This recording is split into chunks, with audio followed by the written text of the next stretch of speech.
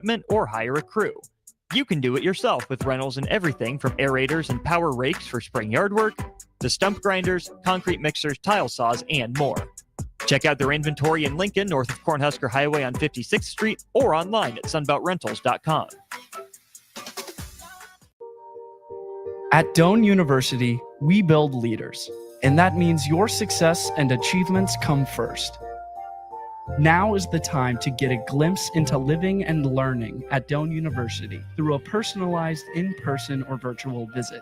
We know once you experience Doane, you'll see why it's a place where you can achieve your goals and shape your future. Schedule your personal campus visit today at doane.edu/visit. The savings start early this Friday at Baumgar's one-day-only early bird sale. Stop in between 6 a.m. and noon to get your early bird card and enjoy 20% off regular priced items all day long. Plus, find special one-day early bird deals throughout the store. Some exclusions apply. See a store associate for details. Don't miss it. The Baumgar's one-day-only early bird sale, 6 a.m. to 9 p.m., Friday, November 28th. When it comes to concrete, Stevens & Smith Construction doesn't stall. They go for the takedown. As Nebraska's full-service concrete contractor, they stay in bounds, hold inside position, and never forfeit quality. Whether it's foundations, flatwork, or concrete coatings, they elevate performance and pin down results that win every time. Stevens & Smith Construction is a proud sponsor of Takedown Tuesdays on 93.7 The Ticket. Because when it's time to wrestle with concrete, Stevens & Smith Construction slams expectations. Brown's Shoe Fit has a Black Friday deal so good it's available for 3 days. Stop by Brown's Shoe Fit from November 28th through November 30th for 20% off everything store-wide. Brown's has all your favorite brands, plus Lincoln's largest selection of Uggs, which make the perfect Christmas gift. And speaking of stocking stuffers, buy 3 Smart Wool socks, get 1 free during the extended Black Friday sale from November 28th through November 30th at Brown's Shoe Fit, 66th and Q in Lincoln. Select Plumbing and Utility has been serving Lincoln and the surrounding area for 14 years, and they're not slowing down. Select Plumbing and Utility handles all your plumbing needs, from faucets and water heaters to full renovations, and they can even help with your heating and cooling needs. They're also Lincoln's underground experts, repairing and replacing broken underground water and sewer lines since day one. Contact Select Plumbing and Utility today at 402-560-6197, assuring excellence in every situation, opportunity, and challenge. That's 402-560-6197.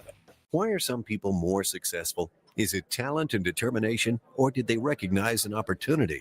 Discover a career that lets you help families reach their financial goals as you build lasting professional relationships. One with unlimited income potential. From Modern Woodman, a leading fraternal financial services provider. I'm Modern Woodman Regional Director Sean Erickson. Call me at 402-483-6515 to learn about career opportunities. Modern Woodman of America, touching lives, securing futures. You've got used to one segment of Good Takes in the morning, but now there's a full show of Good Takes at night. Welcome into Raff's Good Take on Sports on 93.7 The Ticket.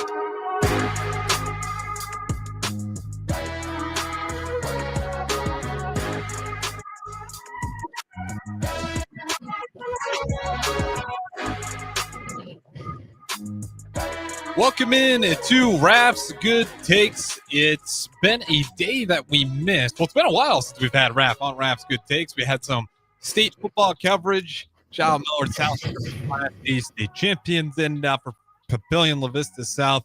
Keep your heads up. That is an unfortunate buzzsaw you guys ran across. Maybe one of the best in Nebraska high school state football. I mean, it was unreal, Raff. It was 49-0 at half. Millard South had 16 first downs to Papillion La Vista South 0. They had -7 rushing yards in that first half, and I can't tell you the total offense. I think it was like 300 plus some total offensive yards for Millard South, and you know they might have been in the teens for Papillion La Vista South. Like they might have been competitive in other years. Just kind of unfortunate that they had to run into what is one of the best teams to come out of the state of Nebraska in a while. With all that out of the way, Raff, how's it going? Going pretty good.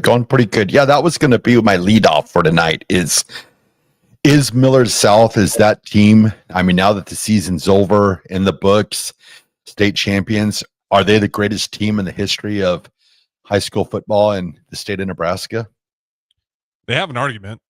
as far as high school teams go. I mean, I looked up this list because I was like, how many commits do these guys have? Let's just go through it. So Jet Tamala, quarterback, committed to Alabama. Isaac Jensen, tight end, committed to Missouri. Amarian Jackson, wide receiver, committed to Iowa State. Landon Von Segern, interior offensive lineman, committed to Illinois. Nelson Wheeler, running back, also committed to Illinois. You got Enigbu, Dayton Enigbu, committed to Army. He plays corner. Solomon Baker, edge rusher, going to Fresno State. And you got the other Enigbu, Dallas Enigbu, tight end, going to Fresno State. They have some other commits as well. Carter Glab, interior offensive line, committed to Army. Torres Rudd Jr., defensive back, committed to North Dakota. Gabe Prucha, running back, committed to Augustana. Daxton Williams, linebacker, committed to Minnesota State Mankato. Eli Mitchell, defensive back, committed to Northwest Missouri State. And those are just the guys committed. Some of them are undecided still, and some of them are just young, although they'll certainly be getting those letters as well. I mean, my Lord, Raff. How many of those were from Nebraska, or how many are going to Nebraska? I missed that on the list. Let's see. Double check. Zero. Yeah. Kind of unreal, right? That you have that good of a team and there wasn't a single one of those guys going to Nebraska. Yeah, it's definitely kind of a head scratcher, because for a lot of years there's always been talk that Nebraska just didn't have the talent that the other states. So the coaches and were going outside of the state, which I understand. There's talent all over the country. But it kind of a head scratcher there that you have such a team that, that's put together. And I know that it's not just Nebraska. I'm sure the players, have looked elsewhere and, maybe were wanted more by other schools across the country. And I'm sure Nebraska, put out feelers, but it's definitely a head scratcher because being that, I mean, they're going to go down as talked about as probably one of, if not the greatest team in Nebraska high school football history. I mean, there's been some other teams that have been dominant, but I mean, looking at just this, I mean, it's just crazy. I'm like Jet Tamala, for instance. I mean, there's got to be talk for him. Is he the greatest quarterback in the history of Nebraska high school football? I mean, 7 touchdowns in the first half. I mean, that's crazy. I think he did something the same, the last game, but yeah, it's just, I don't know. It's interesting to me that none of those players from there, are any commits to Nebraska. But I guess that's something, that I'd be interested to know how many of those 20 players wanted or had interest in Nebraska. That's what I always wonder about, because sometimes players are players. They want to go elsewhere. They want to play elsewhere. We had the same situation back in my high school years. We had Ty Good, great player, probably one of the top players, and at the time in the history of Nebraska, and he wanted to leave the state. He went to Notre Dame, played there.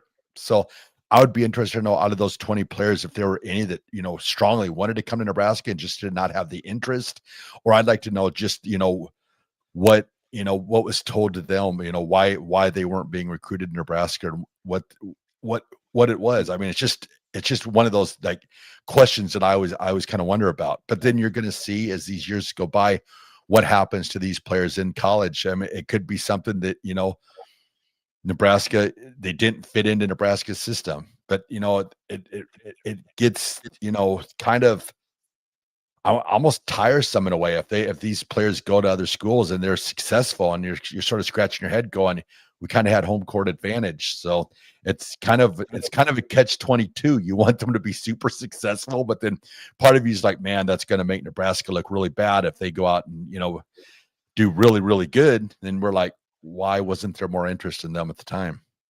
Well, yeah. I mean, even who's that Iowa player, offensive lineman, really, really good. He's got multiple accolades. He was talking about it with Nebraska, how Nebraska offered him, but there wasn't really much of a interest, it felt like. And I get it. You don't want to just offer every good athlete in Nebraska. Yeah, at a certain point, you got to just by no means, but it's just but I think to your point, there's certain times where it's like you got to know if that's a guy. And if that's a guy, it's okay to jump on that one first, as opposed to waiting for all these other universities to get in the mix before you. And I get that you think because you're in Nebraska, you can hold your weight a little bit more. But honestly, it's like Nebraska just isn't that program yet. So if you see good talent, you do have to, I think, offer them early. Yeah, I don't think you just get to wait around and hide behind your Nebraska logo and just kind of assuming that you're going to have a real good pull on getting those guys if you don't recruit them early. Some of those guys do see that as a sign of disrespect. And if you don't have a great history in your football program outside of this year, and if we beat Iowa, maybe it changes, but it's tough. Those kids aren't going to feel like they owe you anything if you kind of drag the feet on recruiting them, and they're going to look at Nebraska as a place that, just last year finally won a bowl game, and since 2016. So, I think it's a bad look. I really do. And I get it. You're kind of loaded up in this upcoming class here in particular, but that's also because you loaded up and you didn't pick any of those guys that just played at Millard South, or maybe you tried to, but maybe you should try it a little bit harder, really try to push them, make them see the vision. Maybe they did try really hard. I don't know the full detail on how hard they pushed to recruit those guys.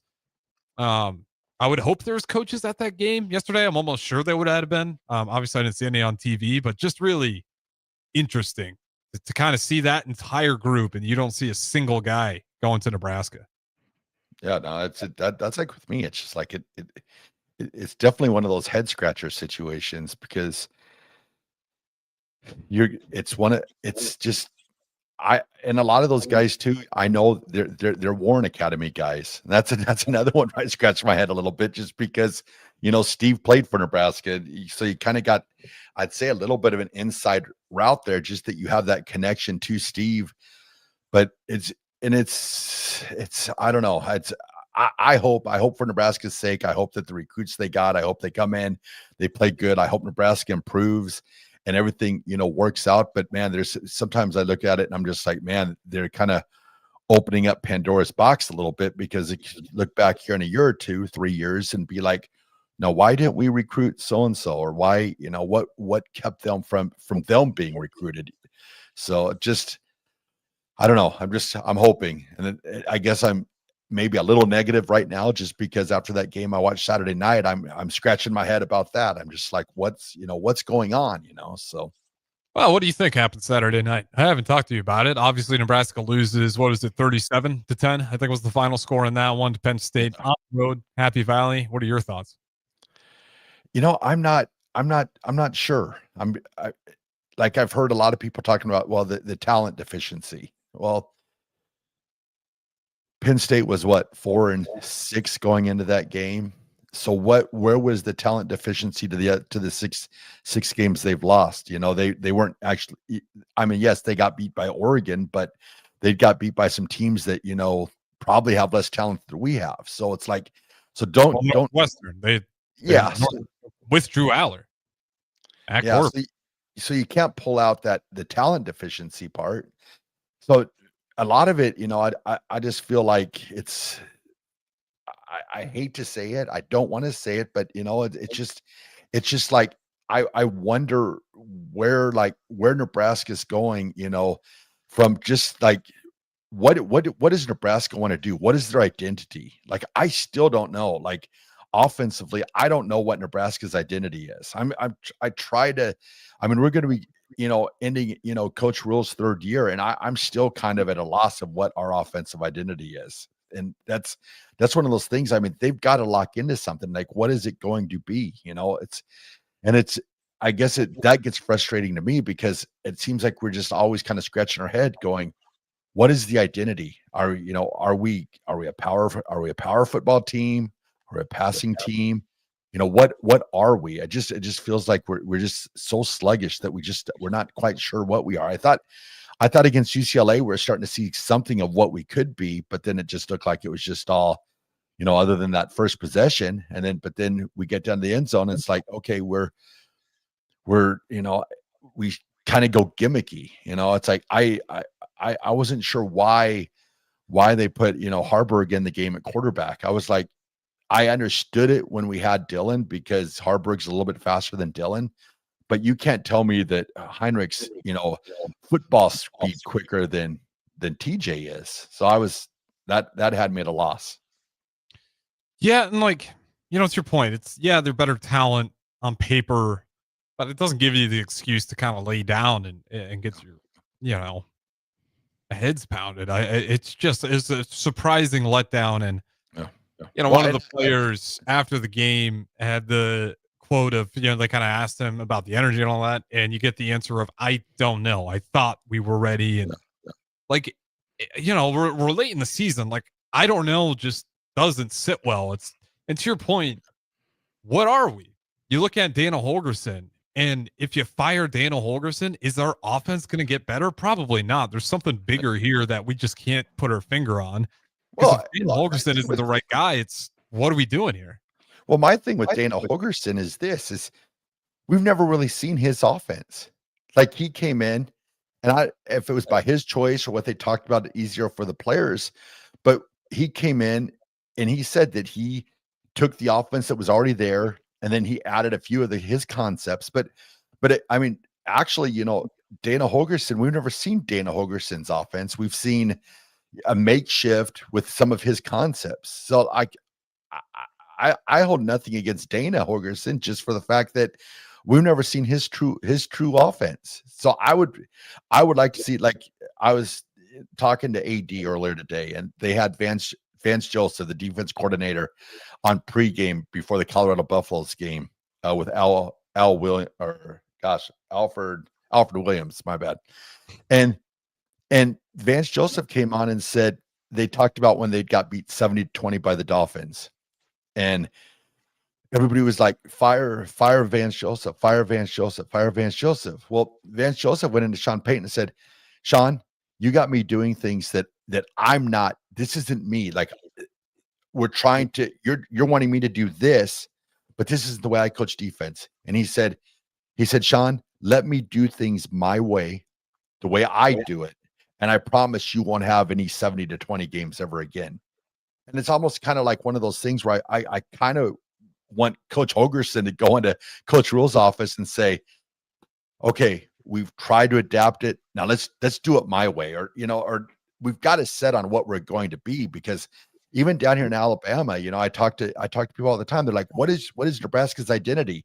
Like, for so many years, it was, running the ball. I mean, I know that's a long way away now, but people down here are still like, man, Nebraska, when they had that power running game, we so feared that when we got to the fourth quarter. I just don't get why, and I'm like, I don't understand either. But now I just want Nebraska to find its identity, and they've got to stick to it. It's like, it just gets frustrating sometimes, because I that game Saturday night, I'm sitting there going, I don't know what Nebraska's identity is.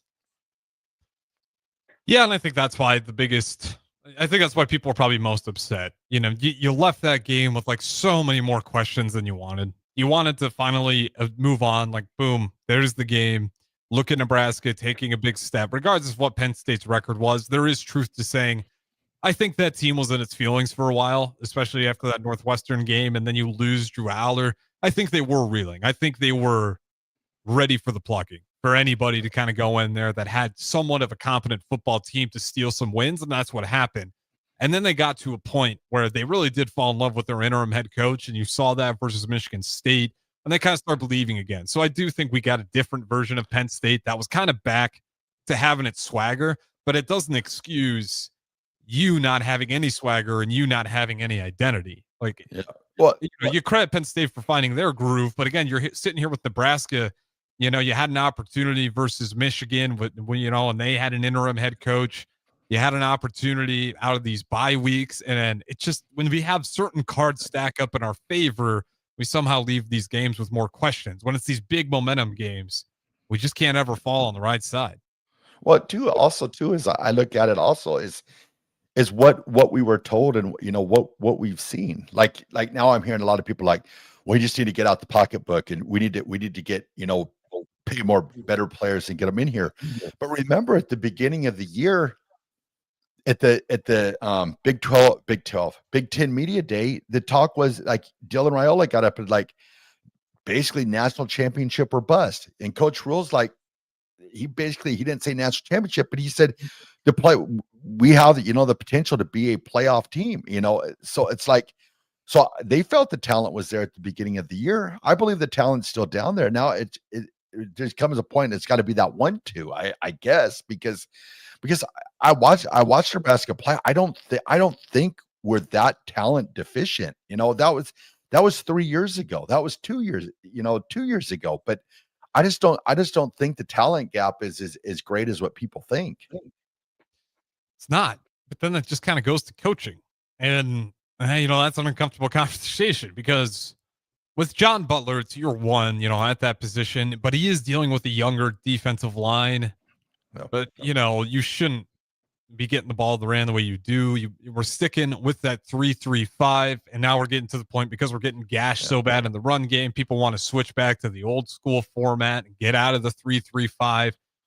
Again, what is Nebraska's identity? Are we locked into 3-3-5 and John Butler or whoever replaces John Butler? Like, is that what we want this defense to be? Or do we go back to what we used to be on defense and kind of play the same style that every other Big Ten plays with that? And then on offense, again, like, I don't know. And even when Dylan Raiola was playing, it's not like it was, well, we got a backup quarterback in there. When Dylan was starting, I still didn't know. And then also too, they talked about the defense. I believe the first drive they said that there were 8 errors on defense the first 8 plays. Consecutive errors. Yep. Okay, well that's focus. That's focus. I mean, how do you come out the first 8? Like, just why they would say, I don't even know why you would say that out loud, because the first thing I think of is you had 8 mental errors the first 8 plays of the game. That tells me the focus is not there. I mean, that's how you give up a 98-yard drive after getting stopped at the goal line by just not executing. And again, is that coaching? Is that the players? I think it's both when you get 8 in a row. Yeah, it's just all I know is, like, go back some years to the Charlie McBride years. If there were 8 errors, consecutive errors to start out the game, you did not want to be at practice come Sunday or Monday or whenever their first practice was after the game, because I mean that's inexcusable, especially to start the game. I mean, you think 8 errors in 8 errors in an entire game is too much, but 8 errors consecutively, I mean, that's not good. It's interesting. I mean, I had the tides are shifting. These aren't my words, but I was getting my car fixed, so I had to take an Uber down to the shop to go pick it up. And, I was talking to the Uber and I was wearing the ticket gear, and he's like, okay, so you look like a guy who know a little bit about Husker football, and just not a fan, like real sour about the whole thing, and didn't have a lot of hope for this coaching staff, heading into this game at Penn State. I'm not saying that's where I land, but, that is kind of some of the noise that you're starting to get with these questions. Now, you do have to remember, most fans circle this as the loss. Circumstances happen to kind of switch everyone's perspective. But if you were to say, hey, year 3, Matt Rule, we're going to beat Iowa. I'm just saying it. You beat Iowa. That's 8 wins. Year 3 with Matt Rule, you get 8 wins. Who's saying no? That's the important question. Yeah, if they can, like I'm saying, like we talked about last week, being a narrative game. I mean, it's another narrative game. I mean, they've got to show, the fandom out there. Like I said, upset fans are not a bad thing. No fans. That's the problem. So I mean, there's still plenty of care. Like, there's plenty of hurt, and there's plenty of care in Nebraska fans. So it's not like, I hope, like, the current staff and players, I hope they don't feel like that we're mad at them or anything like that. We just want to see success. And it's when people don't show up to games, when you have like Penn State and you have 15, 20,000 that don't show up, that's what you don't want there. But there's no apathy there in the Nebraska fans. Nebraska fans are just saying, we want to see something, we want to see something. Like, I'm at a loss. Like, I don't know how does this year end? Like, say we lose to Iowa, we play a bowl game, say we play, I don't know, Vanderbilt or someone in the bowl game, and we lose or something like that. Was this year better than last year? Where are we, or was it the same? Did we improve it? Because remember last year we had the big kind of the influx of beating Boston College in the Bad Boy Moore Bowl. Mm-hmm. I mean, it wasn't the greatest bowl of all time, but we got a victory in a bowl. We were in a bowl game, and we got a victory in a bowl game. So this year, I mean, I feel like we've almost got to win either Iowa or the bowl game, or both. Or, I mean, there's got to be some positive, going into next year. But another thing that I like to see is, we ended up getting a running back recruit the next day after. So I guess that the recruits aren't, soured by, Nebraska, basically, I mean, we got destroyed. I mean, that game was not close, the first possession. And after that, it was over. Yeah. Well, with that being said, Raff, unfortunately, there's plenty of things to talk about. We don't got a ton of time here. I don't know. We'll have to double down on this tomorrow a little bit before we get into the Iowa football talk. But it's just, the grand slam is you win next week or this Friday, and then you win the bowl game. Yep. Otherwise, I think you've just got to beat Iowa. If you just beat Iowa and you don't look bad or horrible in that bowl game, even if you lose, take care of Iowa. That team's beat you 9 out of the last 10 matchups. If you want to, put some things away, I think you start right there with that Iowa game. Shout out to Drew Hoops on the text line. They did both get wins. Raff, go ahead. Oh yeah, and make Iowa one-dimensional. You do everything you can to shut down their running game. If you got to put 9 guys in the box, man-to-man on the outside, just shut down the running game and then deal with the pass later. Absolutely. And like I said, at least we got some Husker Hoops wins. Men and women's will take that. And of course, volleyball as well. And we'll hope that Nebraska football on Friday can kind of turn the ship around. With that being said, Raff, appreciate it as always. We got the Morning Pierce Snell coming up next. Don't go anywhere.